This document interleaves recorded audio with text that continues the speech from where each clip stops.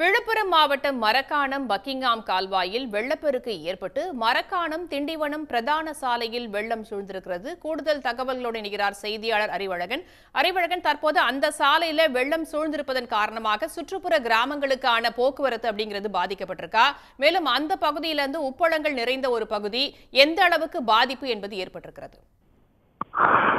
நிச்சயமாக வங்கக்கடலை உருவான புயல் சின்னம் காரணமாக மரக்காணத்தில் கனமழை கொட்டி வந்து இதன் காரணமாக இந்த பகுதியில் கிழக்கு கடற்கரை சாலை வழியாகவும் சரி மரக்காலம் திண்டிவனத்தில் அனைத்து பகுதி பக்கிங்ஹாம் வெள்ளப்பெருக்கு ஏற்பட்டு அனைத்து பகுதி போக்குவரத்து பாதிப்பு ஏற்பட்டு இருக்கிறது. இதனால் வந்து கூனிமேடு பகுதியில் வந்து கிழக்கு கடற்கரை அதிக அளவு வந்து பக்கிங்ஹாம் வெள்ளப்பெருக்கு ஏற்பட்டிருக்கு. அதனால் 2-3 கிலோமீட்டர் வந்து சுத்து நிலை வந்து அவளை நிலம் உள்ளது.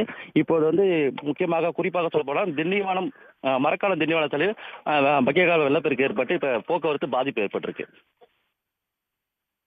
தகவல்களுக்கு நன்றி அறிவழகன். உடனுக்குடன் செய்திகளை தெரிந்து கொள்ள சன் நியூஸ் பெல் ஐகானை கிளிக் பண்ணுங்க.